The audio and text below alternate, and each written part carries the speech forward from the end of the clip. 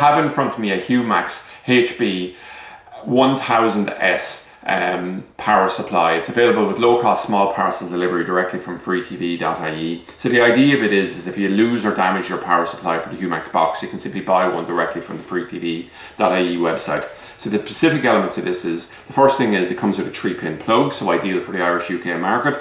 It comes with output of 12 volt 2 amps. So it'll be suitable to supply the Humax box. And the next thing is that we have actually added an adapter on here to make it work specifically with the pin size that Humax uses. So 99% of the boxes in the market use this pin size, but the one that Humax is using is slightly larger. And the key point there is that they've done that simply to limit who can supply it. So it took quite a bit of effort actually to find a pin adapter, but this one works perfect. And indeed, with all of the replacement Humax boxes we're shipping out, things like that, if we ever do need to replace one, we would always use a power unit like this. It's perfect.